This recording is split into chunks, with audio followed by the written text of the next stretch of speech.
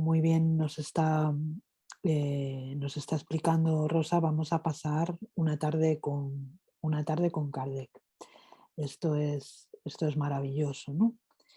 Em, el objeto de este estudio es fundamentalmente em, no solo conocer al codificador, que también, porque veremos algunos aspectos, pero sobre todo conocer al hombre, ¿no? Al gran hombre que fue el maestro Kardec, un hombre de su tiempo, de su época. Y esto es muy importante para que podamos entender cuál fue su papel después como codificador de la doctrina espírita y también, cómo no, el por qué eh, deja esta impronta de su personalidad en toda su obra, que es muy interesante. Vamos a verlo todo luego más despacio. Bueno, pues va aquí por delante esta biografía de Kardec. Bueno, eh, Henry Sauset, su biógrafo, nos dice que el 12 de Vendimiario del año 13 vamos a encontrar este acta de nacimiento de Denisard Hippolyte Léon Riveil, que es el nombre con el que está escrito Denisard Hippolyte Léon Riveil. Habitualmente utilizamos su nombre como Hippolyte Léon Denisard Riveil, pero tenemos que decir que en su acta de nacimiento aparece de esta manera. Nacido a las 7 de la tarde, hijo de Jean-Baptiste Antoine Riveil, abogado y juez, y Jeanne Duhamel, su esposa, residentes en Lyon, en la calle Sala número 76, y que el sexo de este niño fue reconocido como masculino. A mí me gustaría un poco, por aquello de la curiosidad, hablar de esta cuestión del calendario de la Revolución Francesa. El vendimiario es el primer mes, aunque en realidad la idea del calendario arranca del día de la toma de la Bastilla, del 14 de julio de 1789, no es menos cierto que Charles Giberon, que fue el encargado de elaborar este calendario, pone como punto de partida el 22 de septiembre de 1792. Ese sería a partir de entonces el 1 de vendimiario del año 1 y pone efectivamente el año 13, ¿no?, de ese calendario de la Revolución que surge para separarse un poco, rompe con el calendario gregoriano, que es el que utilizamos todos, como bueno, pues una respuesta a lo que sería esa separación definitiva de la Iglesia. Este calendario está organizado, cada mes consta de 30 días, es decir, que el año revolucionario sería de 360 días y esos 5 años, esos 5 días sobrantes, al que cada 4 años se le adicionaría uno, dando lugar a un año bisiesto, esos 5 días serían días festivos, ¿no?, tomados como festivos. Bueno, pues eso, el primer mes sería el vendimiario, luego vendría el brumario, el trimario, el nivoso, el pluvioso, etc. Vinculando este calendario en vez a la tradición cristiana, en la que nuestro calendario parte del nacimiento de Jesús, etcétera, etcétera, pues aquí la tradición está basada en la agricultura, ¿no?, en los diferentes meses, en las diferentes bueno, pues, movimientos agrícolas de la época. Bueno, pues en ese 12 de vendimiario, que se corresponde con el 3 de octubre de 1804, nace Allan Kardec en Lyon, o mejor dicho, Denisard Hippolyte Léon Riveil nace el 3 de octubre de 1804 en Lyon, en la ciudad de Lyon, en Francia. Vamos a ver aquí un poquito de su genealogía. Él se queda huérfano de padre a los 3 años. Bueno, se sabe muy poco, ¿no?, de su padre, de Jean-Baptiste Antoine Rivel, perdonadme las personas de lengua francesa que hay por aquí por mi horrible pronunciación. Se cree que él murió en España después de un altercado, es detenido, etcétera, etcétera. Pero bueno, todavía quedan algunas dudas al respecto. Pero lo que sí sabemos es que Hippolyte Léon no tuvo más hermanos, ¿no? Tuvo por lo menos 3 hermanos más, aunque finalmente él fue el único que sobrevivió y crece junto con su madre y su abuela materna y un tío suyo. Esto es un poquito a grandes rasgos su árbol genealógico, ¿no? Pero bueno, lo que ha de interesarnos de todo esto es un poco cómo todo esto va a marcar su vida, ¿no? Cómo su madre, su tía, su abuela, perdón, su abuela, su tío, van a proteger, como es lógico, ¿no? Y a cuidar, mimar mucho la educación de este niño que es el único superviviente, ¿no? De todos los que nacieron. Lo que va a marcar Allan Kardec desde el principio es su facilidad para, para el estudio, para el conocimiento, ¿no? Él siempre se vio inclinado al estudio de las ciencias, al estudio de la filosofía, pero ya desde muy pequeñito es un niño que aprende a leer muy pronto, es un niño que trae ya una tendencia, ¿no? a, a todas las áreas del conocimiento, ama la música, ama el arte, es un ser muy especial, ¿no? En un principio es educado por su madre, como corresponde a las costumbres de la época, pero después, a pesar de haber nacido dentro de un ámbito católico, es educado en un país protestante como es Suiza, ¿no? Donde se encuentra un educador muy célebre, del que os invito a conocer también su biografía, que es Pestalozzi. Él es reconocido como uno de los grandes educadores de la humanidad y fue uno de los más respetados y famosos de Europa. Eh, en este instituto Pestalozzi, donde Allan Kardec va a estudiar, situado en Iverdun, Suiza, es conceptuado de hecho como una de las escuelas más importantes de todos los tiempos, ¿no? Y por supuesto de aquella época.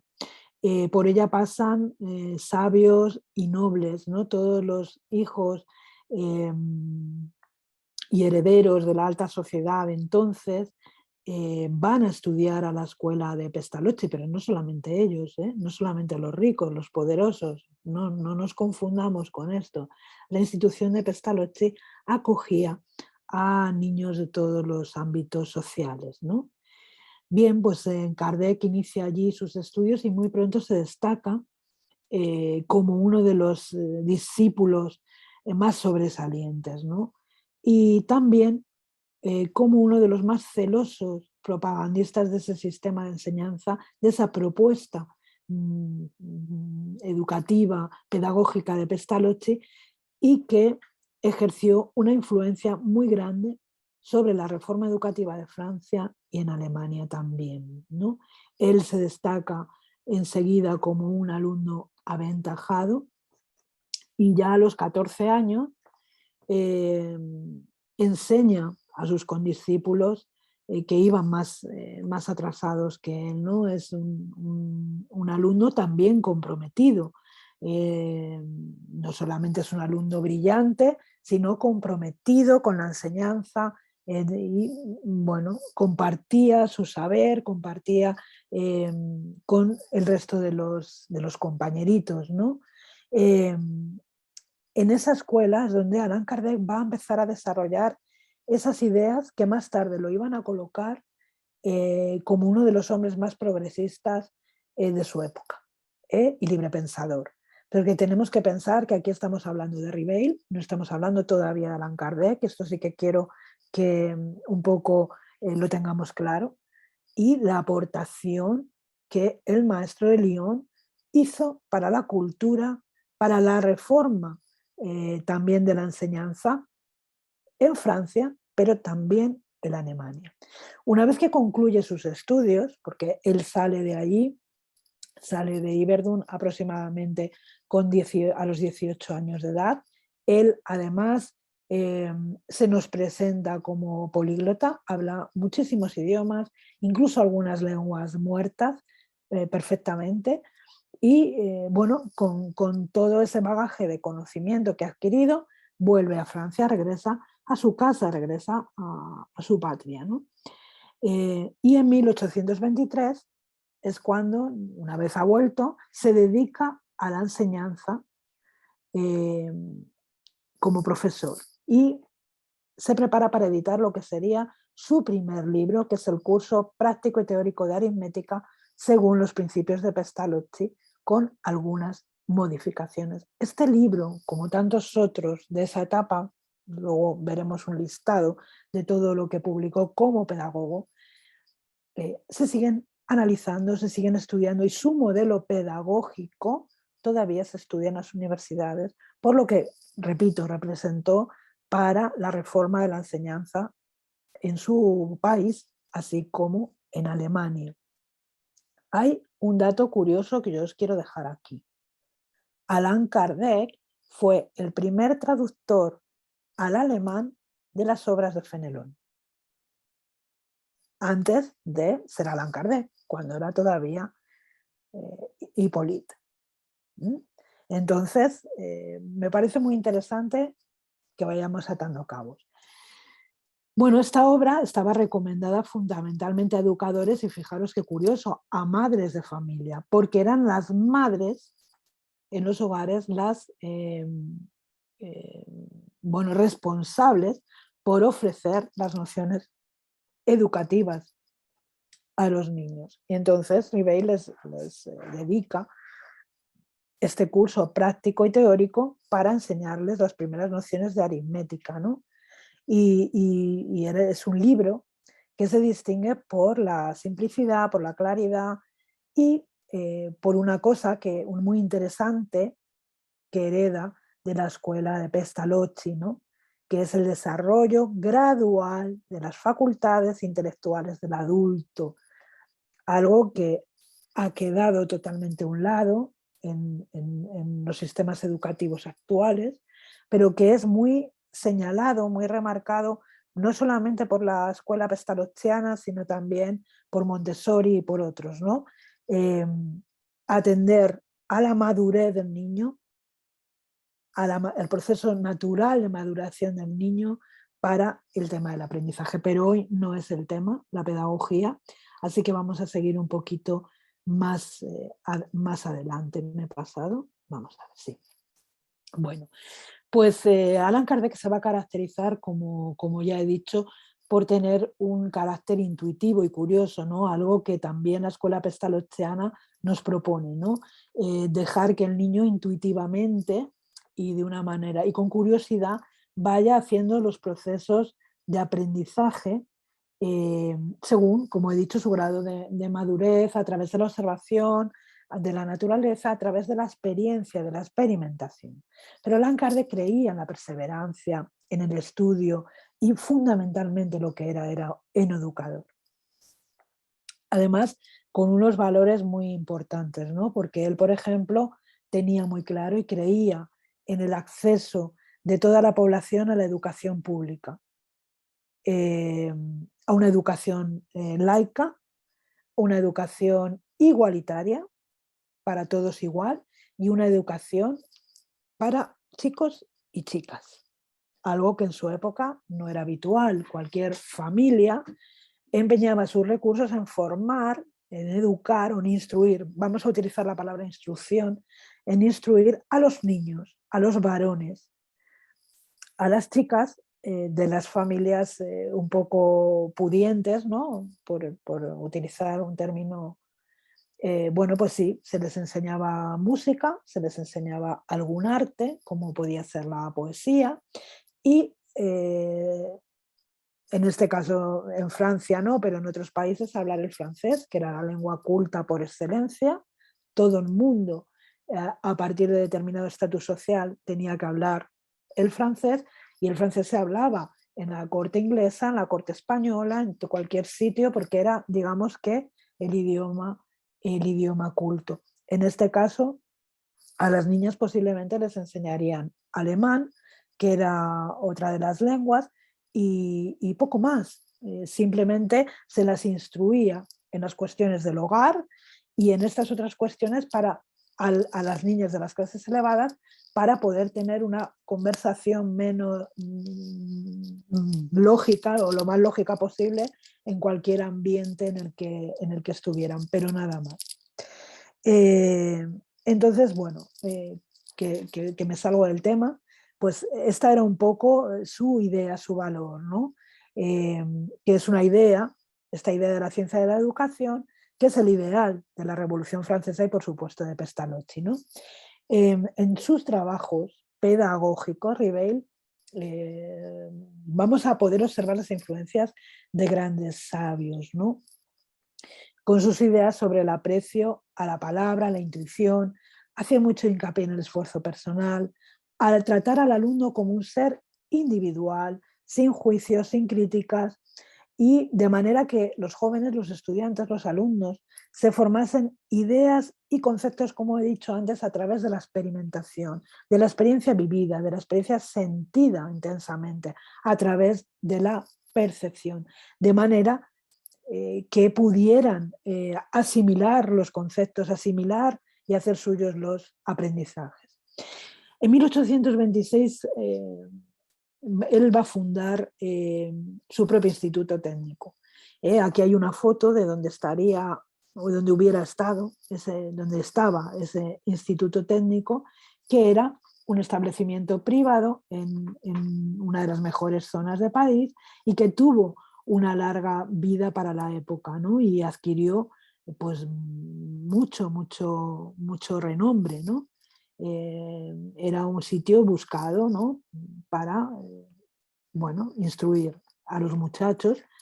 Por cierto, he de decir que muchos de ellos eran instruidos gratuitamente porque no podían pagar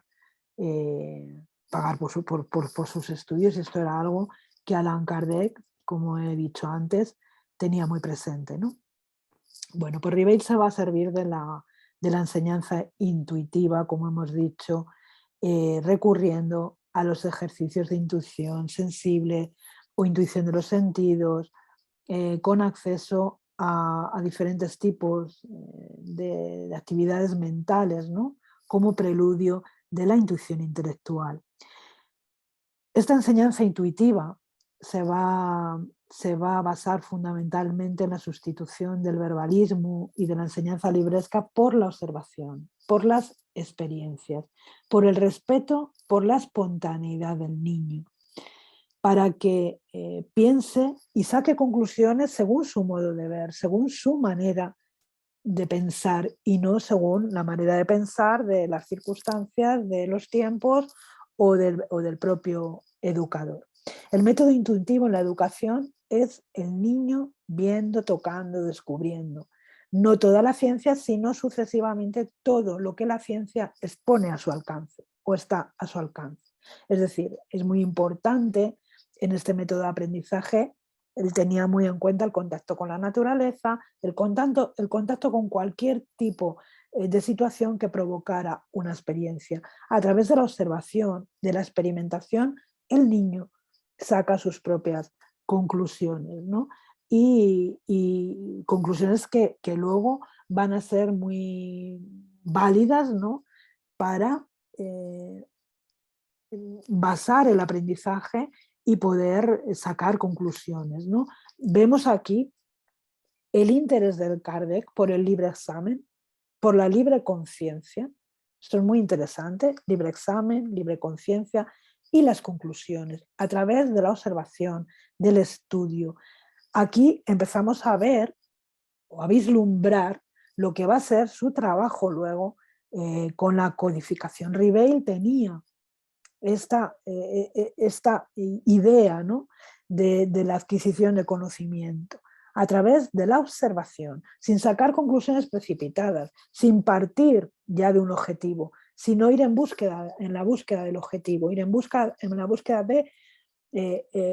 para después sacar una conclusión al respecto, ¿no? Este es básicamente el método de enseñanza que Kardec nos propone.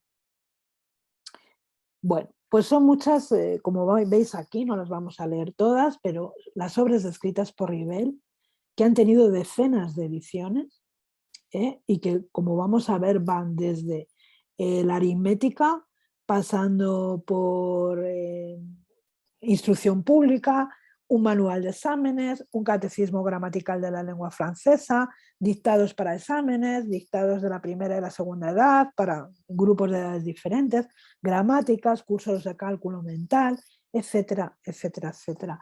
Es muy importante decir que Kardec bueno, va a pertenecer va a pertenecer a la, ay por Dios, no me sale la palabra, Academia de Ciencias, ¿no? Y lo cual nos habla un poco de cuál fue su reputación y cuál fue su recorrido durante todo este periodo. Bueno, él va a ejercer en esta academia que funda pues funciones directivas, pero no solo, sino también, sobre todo educativas, mediante ese trabajo de perfeccionamiento a los que él llamaba cariñosamente sus amigos, ¿no? Que eran sus discípulos.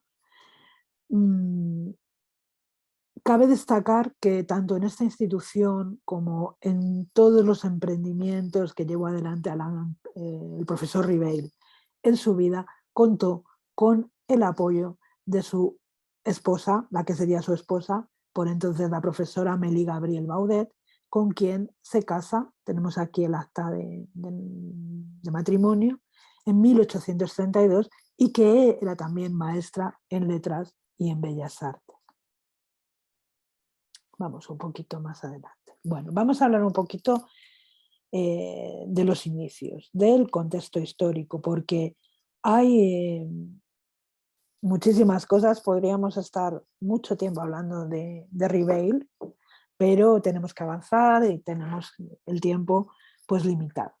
Vamos a hablar un poquito de esta cuestión de los inicios. Bueno,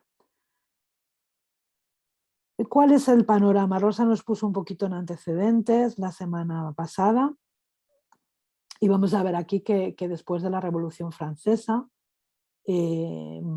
la filosofía y la psicología que empieza a emerger van a seguir un paradigma espiritualista, ¿no? Lo que se va a llamar el espiritualismo racional. Pero además, a ver si soy capaz de pasar, sí, que va a estar basado en la libertad, en el libre albedrío y en el papel que ejerce la voluntad de origen espiritual en el desarrollo del individuo. Van a aparecer estos conceptos de autonomía en contraposición a heteronomía, es decir, en la libertad de pensamiento, en la libertad, el libre análisis, etcétera, en contraposición a lo que ya viene establecido, a lo dogmático, etcétera, etcétera. Todo esto deriva no solamente de la Revolución Francesa, que como sabemos también deriva, ¿no?, del enciclopedismo, del iluminismo, de todos estos movimientos que se dieron en el siglo XVIII. Y vamos a encontrarnos también en este periodo de la Restauración y en el Segundo Imperio, el imperio, recordemos, ¿no?, de Napoleón III, en 1852, una vuelta de la monarquía aliada con la Iglesia que va a luchar contra este espiritualismo que se llamó espiritualismo racional, abriendo el campo para el positivismo y el cientifismo, que adoptaron un paradigma materialista que sigue hasta hoy. Es decir, este periodo en el que la República Francesa vuelve, bueno, pues cae en este Segundo Imperio y vuelve a aliarse con la Iglesia, tiene como consecuencia inmediata la aparición de lo que hoy llamamos materialismo. ¿De acuerdo? Se abandona esta cuestión del espiritualismo racional y lo que prevalece es el materialismo en el que vivimos actualmente, ¿no? Y nos dice en la Revista Espírita de 1863 Allan Kardec que en estas circunstancias sumamente favorables llega el espiritismo. Antes habría topado con el materialismo todopoderoso. En un tiempo posterior habría sido ahogado por el fanatismo ciego. Así que el espiritismo va a llegar justo en el momento en el que tiene que llegar. Este movimiento espiritual a gran escala aparece cuando la sociedad está madura, está despierta para acoger, observar y estudiar toda esta fenomenología. Bueno, el primer periodo de la vida de Ribeil fue muy pródigo, como hemos visto, en beneficios para la colectividad francesa, para su sociedad, ¿no? Y todo esto le va a preparar para ser el hombre universal que es. A menudo se dice que es un nuevo Cristóbal Colón, ¿no? En el sentido de que descubrió un nuevo mundo, el mundo de los espíritus, ¿no?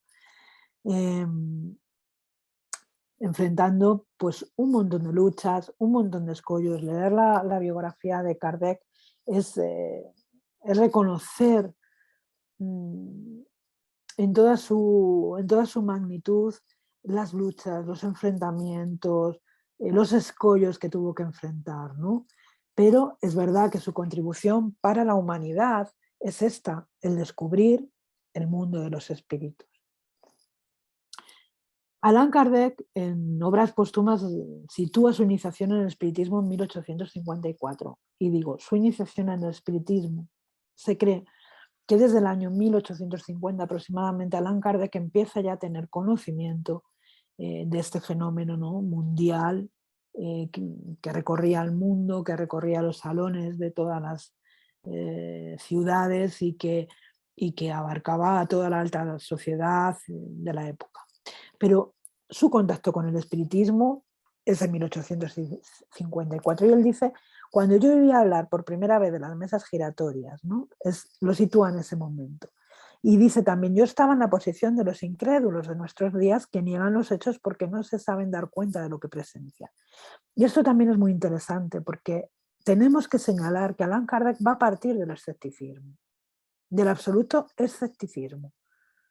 Él necesita ver, necesita comprobar, necesita observar, porque, como hemos visto, está en su propia forma de ser, ¿no? En su esencia. Necesita, porque alguien llegara, como en este caso, y le contara algo, o él leyera en los periódicos las noticias que a menudo se comentaba, ¿no?, sobre este fenómeno de las mesas parlantes, él no le daba carta de crédito de ningún tipo, ¿no? Entonces él de primeras negaba estos hechos. Y dice, a quienes no conozcan las leyes que los rigen les parecerán sobrenaturales, maravillosos y por consecuencia imposibles y ridículos. Más conocida la ley, lo maravilloso desaparece, la cosa no ofrece nada que repugne a la razón y se comprende su posibilidad.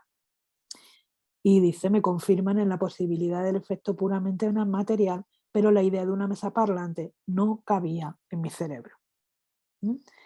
Aquí vamos a ver luego los sistemas, vamos a ver muchas cosas en estos estudios que estamos realizando para que veamos que Kardec parte del escepticismo, pero también de la observación y del estudio atento de lo que estaba observando para llegar a estas conclusiones. Bueno, Allan Kardec es invitado a participar en una de estas reuniones. Y la primera vez que presencia un fenómeno de mesas giratorias lo va a describir de la siguiente manera.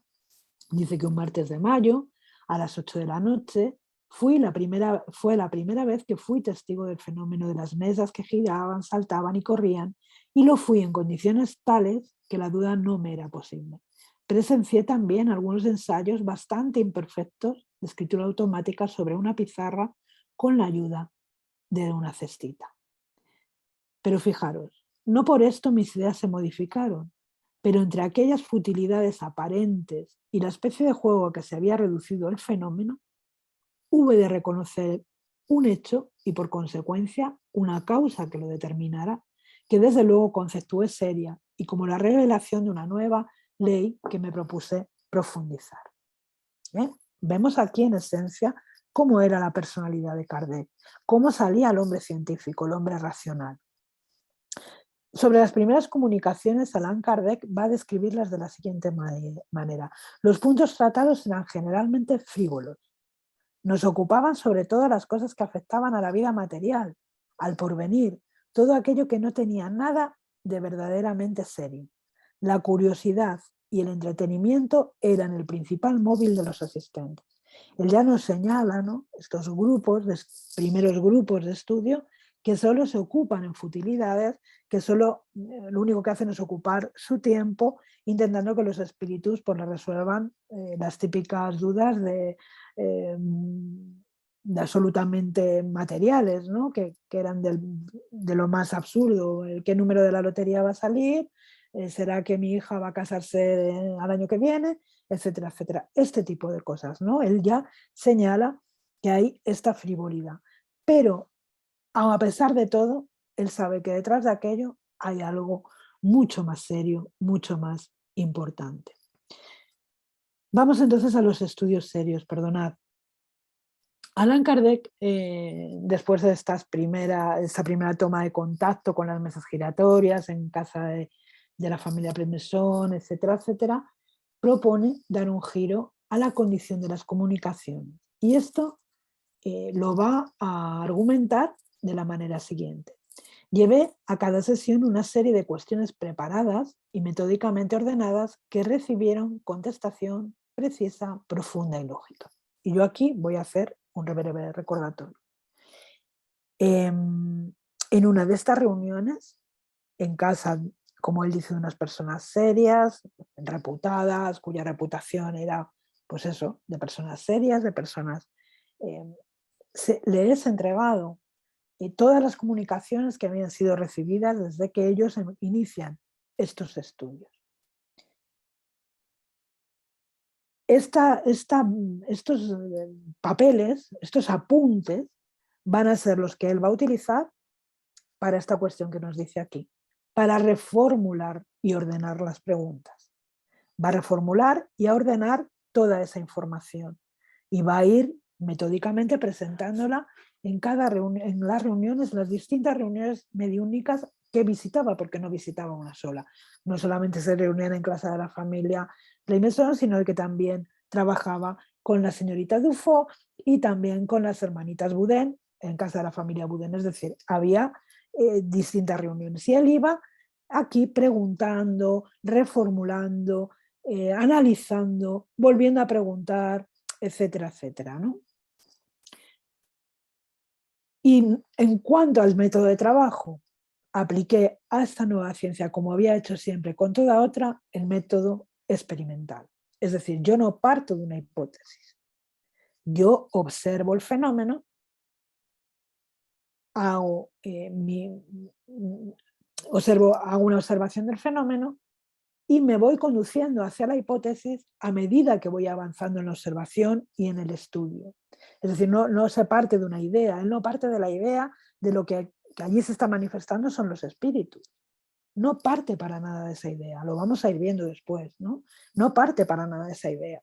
Él cree que hay un fenómeno digno de atención, digno de estudio, pero no parte de la idea de que se trata de los espíritus, aunque muchas de estas personas con las que frecuentaba ya hablaban de esta cuestión, ¿no? Que eran las almas de los muertos, ¿no? Las que estaban manifestándose, pero él no parte de esa idea. Él intenta buscar una explicación primero material, como es lógico. A partir de cuando ya descarta esta posibilidad, es cuando él empieza a observar el fenómeno desde otro punto de vista, para llegar al final a la conclusión de que se trata de los espíritus. Y dice, comprendía al momento la gravedad de la exploración que iba a cometer, entreví en estos fenómenos la clave del problema oscuro y controvertido del pasado y el porvenir de la humanidad, la solución que yo había buscado vanamente toda mi vida. Me di cuenta, en una palabra, de que iba a provocar toda una revolución en las ideas y en las creencias, y en vista de todo ello, me prometí obrar con circunspección y no ligeramente, ser positivista y no idealista. Es decir, todo con mesura, todo absolutamente razonado, todo medido, porque hubiera sido contraproducente para la propia doctrina si Allan Kardec se apresura a presentar cualquier hipótesis o cualquier explicación sin antes no haberlo llevado todo a la experimentación y no haberlo llevado todo a una conclusión lógica, ¿no? Y dice, procedí con los espíritus como hubiera procedido con los hombres. Me sirvieron desde el más pequeño al más grande como medios de estudio, nunca como reveladores predestinados. Este apunte también es muy importante, muy interesante. Bueno, vamos aquí. Y sigue diciendo, mi trabajo estaba en gran parte terminado y ya había adquirido las dimensiones de un libro, pero quise someterlo a la aprobación de otros espíritus valiéndome de diferentes medios. Es decir, él coge todo este legado de preguntas, de respuestas, todo esto que él había ido acumulando, que había ido analizando y que partíamos, si recordáis, de estos escritos que les son entregados. Y estas preguntas, todo este trabajo, decide aún así someterlo a la aprobación de otros valiéndose de diferentes fuentes mediúnicas, ¿no? Es así que empiezan a trabajar con él más de 10 medios, ¿no? Que presentan, se prestan para esto, además de una manera que a mí me parece magnífica, ¿no? Porque si hay una característica maravillosa que a mí me encanta y de la cual deberíamos aprender todos, es que analizando cualquier obra de la comunicación, vamos a ver que salvo en contadas ocasiones, no van a aparecer los nombres de estos medios. Esto nos habla también de su humildad, de su contribución al trabajo de una manera absolutamente desinteresada, lo que es muy importante. Lo que es muy importante y, repito, deberíamos de tomar buena cuenta de esta cuestión. Estamos hablando de mediums como la biógrafa del mundo espiritual, como se le llamó a la señorita Hermans Dufault, que escribió mediúnicamente, pues por ejemplo, sin ir más lejos, la biografía de Juana de Arco, entre otras obras, ¿no? Y en la revista Espírita vamos a encontrar también algunas otras biografías escritas por su mano, ¿no? Es decir, estamos hablando de mediums de un calibre, pues imaginaros, ¿no? Para trabajar, para hacer este trabajo magnífico, pero que sin embargo sus nombres aparecen, sí que aparecen, pero en contadas ocasiones. Incluso algún día, hoy no porque no es el caso, hablaremos de quién fue el medium del espíritu de verdad. ¿Quién canalizaba al espíritu de verdad? Algo que también es muy interesante porque es uno de los medios de Allan Kardec, que trabajó con Allan Kardec. O vemos y sabemos perfectamente que el medium de las comunicaciones, perdonadme, de Galileo, pues será Camille Flammarion. Pero no aparece, en la mayoría de los casos, no aparece como tal. Y esto a mí me habla y me dice mucho del calibre y del talante también moral de estas personas, ¿no? Bueno, después de la comparación, nos dice Kardec, y de la fusión de todas estas respuestas coordinadas, clasificadas y muchas veces sometidas a examen en el silencio de la meditación, fue cuando me decidí a firmar la primera edición del Libro de los Espíritus, que vio la luz el 18 de abril de 1857. Vamos a hablar de la misión, porque es obvio que Allan Kardec tenía una misión, ¿no? Y vamos a tomar lo que encontramos en Obras Póstumas. En una sesión íntima, a la que no asistíamos más de 7 u 8 personas, y en la que nos ocupábamos de los acontecimientos que podrían sobrevivir produciendo una transformación social, el medium, tomando la cestita, escribió espontáneamente lo que sigue. No habrá más religión, porque se fundará una más verdadera, grande y digna del Creador. Los primeros fundamentos están echados. Tú, Ribeil, tu misión es esa. Y fijaros, en esta comunicación del 7 de mayo de 1856, en un intercambio de preguntas y respuestas con el espíritu de Hahnemann, Allan Kardec le dice: el otro día los espíritus me dijeron que tenía una misión importante que cumplir y se me indicó el objeto. Desearía saber si vos lo confirmáis. Y Hahnemann le dice: sí. Y si te interrogas tus inspiraciones, tus tendencias, el objeto constante de tus meditaciones, no te sorprenderás de ella. Debes cumplir lo que hace mucho tiempo sueñas y por lo que trabajas con tanta actividad. Y el día designado está más próximo de lo que tú mismo imaginas. Hay una confirmación. Allan Kardec no piensa en ningún momento que él tenga una misión, que él tenga la misión de nada. Él descubre, cual Cristóbal Colón, este mundo espiritual que está ahí desde el inicio de los tiempos, ¿no? Pero es verdad que es él quien nos habla de todo esto, ¿no? Y nos trae esta doctrina de los espíritus, pero él no piensa. Es un ser absolutamente humilde, él no piensa que tenga ninguna misión, ni siquiera ninguna función en todo esto, más que simplemente la de recoger y codificar las enseñanzas de los espíritus. Sin embargo, aquí vemos como Hahnemann le dice: sí, sí, obsérvate, observa tus tendencias, tus preocupaciones, tus aspiraciones, en qué piensas, dónde están tus pensamientos. Y date cuenta de que es todo eso, en lo que tú tanto empeño pones, es lo que hace parte de esta misión que tú tienes. Como hemos dicho antes, Allan Kardec, aquí ya Allan Kardec, no está libre en ningún momento de escollos, todo lo contrario, todo lo contrario. Los escollos van a salir a su paso constantemente, constantemente. ¿Por qué?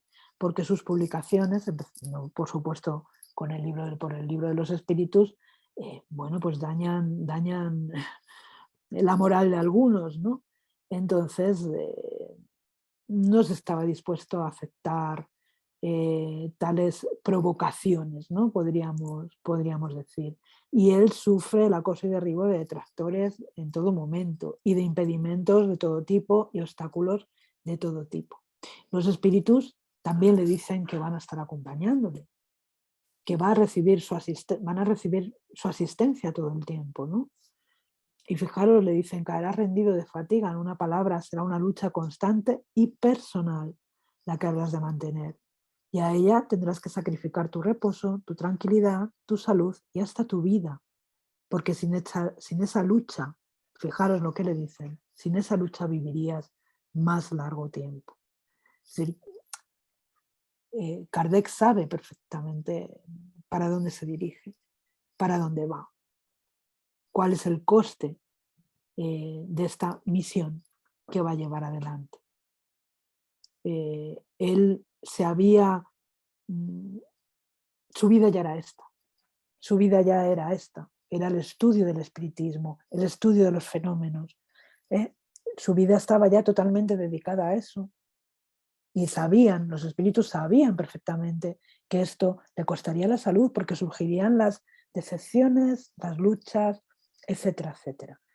Para tales misiones, le dicen los espíritus, la inteligencia no es suficiente, hace falta para complacer a Dios la humildad, la modestia y el desinterés. Estas tres cuestiones van a caracterizar toda la vida de Allan Kardec. Aquello que abate a los orgullosos, a los presuntuosos y a los ambiciosos. Para luchar contra los hombres hace falta el valor, la perseverancia y la firmeza inquebrantable, no menos que la prudencia y el tacto para conducir las cosas por sus verdaderos derroteros y no comprometer los resultados con frases intempestivas y entusiasmos prematuros. Hace falta, en fin, no tener voluntad propia, estar dotado de abnegación y estar dispuesto a todos los sacrificios, para no comprometer el trabajo. Allan Kardec tenía todas las características que eran necesarias para que pudiera llevar a cabo su misión, esta misión que se le había encomendado. Todas las características, más aún así, los espíritus le advierten, diciendo, hablándole de esa prudencia y de ese tacto que tiene que tener para no comprometer los resultados. Y esto lo vamos a ver, o lo veremos en algún momento, cuando hablemos del espíritu de verdad. ¿Sabía Kardec quién era el espíritu de verdad? Kardec sabía. ¿En algún momento lo manifestó? No abiertamente, para no comprometer la tarea. Ve pues cómo tu misión está subordinada a las condiciones que dependen de ti. Eres libre, libre de emprender esta misión o libre de apartarte. Esta misión queda subordinada a ti, le dice el espíritu de verdad. Pues vamos a hablar un poquito del nombre, ¿no?, de Allan Kardec. En el momento de publicar el libro de los espíritus, Allan Kardec estaba muy preocupado en resolver cómo lo firmaría, si con su nombre o con un seudónimo. Como su nombre, nos dice Heinrich Sausse, era muy conocido en el mundo científico a causa de todos sus trabajos anteriores, esto podría originar confusión o tal vez perjudicar el éxito del emprendimiento. De modo que él acepta la sugerencia que le hace Céfiro, espíritu amigo, en cuanto a que adopte el nombre de Allan Kardec, que era un nombre que él había tenido en su época de los druidas en la Galia. Y es así que Allan Kardec acepta, o Ribeil, mejor dicho, el maestro Ribeil, acepta adoptar este seudónimo, y esto ya nos habla de ese valioso testimonio de fe y de humildad, porque su nombre, Hippolyte Léon Denis Ribeil, es uno de los nombres más ilustres de Francia por sus contribuciones a la cultura. Sin embargo, él decide renunciar a ese nombre para no poner en peligro la doctrina espírita. En definitiva, de lo que se trataba es de que las personas leyeran, en este caso el libro de los espíritus, no porque lo había escrito Hippolyte Léon Denis Ribeil, sino por los propios espíritus. Y mirar qué curioso, hay un juego de palabras con el libro de los espíritus. Es a la vez un libro que puede ser entendido como escrito por los espíritus, al mismo tiempo que es un libro que habla de los espíritus. Ese juego del nombre es muy interesante, porque el libro de los espíritus tampoco iba a llamarse el libro de los espíritus en un principio, iba a llamarse el libro. Y fue posteriormente, en diversas conversaciones con el editor, cuando se pone, ¿no?, este nombre de los espíritus, haciendo ese juego de palabras. Bueno, sobre el libro de los espíritus vamos a leer al Espíritu de Verdad el 17 de junio de 1856. Una parte de la obra está revisada. ¿Seríais tan bueno que me dijerais qué pensáis de ella? Y el Espíritu de Verdad dice: lo que está revisado está bien, pero cuando esté toda concluida tendrás que revisarla nuevamente, a fin de extenderte sobre ciertos puntos y de ser más conciso en otros. ¿Pensáis que debo publicarla antes de que tengan cumplimiento los acontecimientos anunciados? Una parte sí, toda no, porque te fío que aún no conoces los capítulos más espinosos. Cualquiera que sea la importancia de este primer trabajo, no es de todos modos más que la introducción. Aquí le está diciendo el Espíritu de Verdad, a grandes rasgos, que esta primera publicación no va a ser la única. No va a ser la única, pero que todo tiene que venir a su tiempo, porque efectivamente hay algunas de estas obras que van a levantar, dicho de una manera coloquial, ampollas en algunos sectores de la sociedad. Darlo todo de una vez sería una imprudencia. Hay que dejar al tiempo que vaya formando la opinión. Encontrarás impacientes que se te anticiparán, no les escuches. Ve, observa, explora el terreno, haz como el general prudente que no ataca hasta que ha llegado el momento oportuno. El Palais Royal de París, la Galerie d'Orléans, aquí se presenta, como ya vimos, el libro de los espíritus. Y el primer día, el día que estuvimos haciendo un poco un prólogo, ¿no?, sobre este estudio, yo os hablé de Duchalard, ¿no?, que él era periodista en Le Courrier de París y escribe en el Courrier de París este artículo, que es muchísimo más amplio, que Allan Kardec también recoge en la revista Espírita, ¿no? y que, si recordáis, leímos también un extracto ese día. Bueno, pues el libro de los espíritus del señor Allan Kardec es una página nueva del gran libro del infinito y estamos persuadidos de que un marcador señalará esa página. Quedaremos desolados si pensasen que acabamos de hacer aquí un anuncio bibliográfico. Si pudiésemos suponer que así fuera, quebraríamos nuestra pena inmediata. No conocemos absolutamente el autor, pero confesamos abiertamente que quedarán felices en conocerlo. Aquel que escribió la introducción que inicia el libro de los espíritus debe tener el alma abierta a todos los sentimientos nobles, a todos los deseados de la tierra, a todos los que caminan y caen, regando con sus lágrimas el polvo del camino. Diremos: leed el libro de los espíritus, eso os hará más fuertes. También a los felices, a los que por los caminos solo encuentran aplausos de la multitud o las sonrisas de la fortuna, diremos: estudiad el libro, os hará mejores. Recordamos que Duchalard no conocía personalmente a Allan Kardec, pero es el editor, es Gentoo quien le da, antes de su publicación, cuando ya está impreso el libro, antes de que se les conceda el permiso, recordamos lo que os conté, antes de que se les conceda el permiso para la publicación, ellos ya tienen los libros impresos y le regalan este ejemplar. Él lee el libro prácticamente de una sentada y escribe este artículo maravilloso después de haberlo leído y después de haberse penetrado de toda la información y todo el consuelo que los espíritus superiores trajeron para nosotros. Bueno, las obras de Kardec, todos ya más o menos sabéis, ¿no? Instrucciones prácticas sobre las manifestaciones espíritas, la revista Espírita, que se publica el 1 de enero, el primer ejemplar de 1858, que es el espiritismo, cartas sobre el espiritismo, el libro de los medios, bueno, en fin, aquí hay un listado de todos los libros que publica Kardec, además de los 12 números de la revista Espírita, de los 12 años de la revista Espírita, desde 1858 a 1869, que se publica la última que editó Kardec. ¿De acuerdo? Aquí está toda esta magnífica obra, ¿no?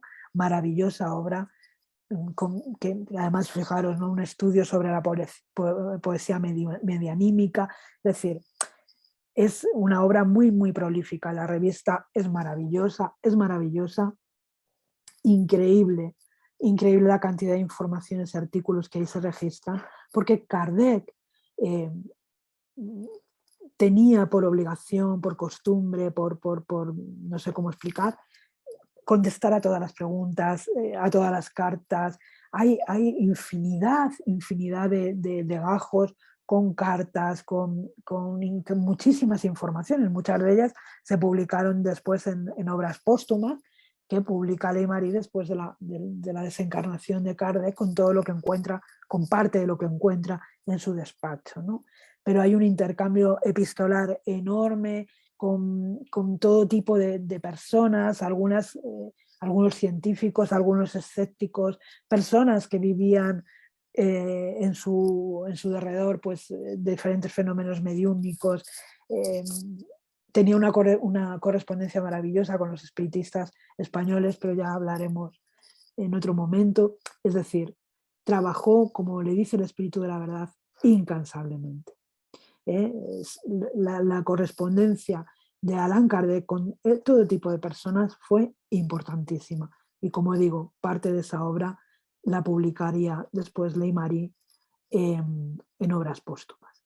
Bueno, pues este trabajador infatigable, al que también se le había advertido de la necesidad de descanso y de reposo, pues desencarna a los 65 años de edad, el 31 de marzo de 1869, cuando estaba haciendo el traslado por un cambio de residencia.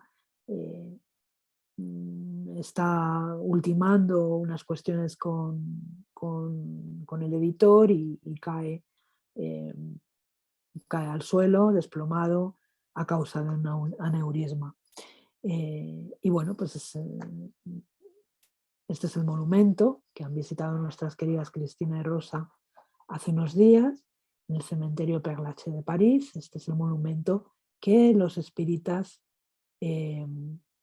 pues encargaron, ¿no? para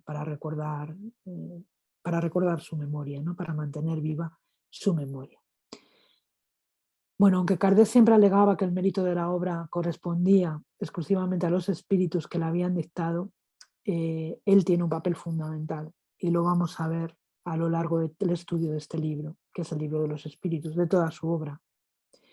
Él tiene la ingente tarea de organizar, de coordinar las preguntas, de repreguntarlas, de reformularlas, de analizarlas, de desechar aquellas que no son válidas, ¿no? Y además de compilarlo todo en un libro tan maravilloso que abarca pues casi todas las cuestiones del conocimiento humano, ¿no? de las preguntas que la humanidad se ha estado haciendo a lo largo de los siglos. Así que Lord, al educador de la humanidad.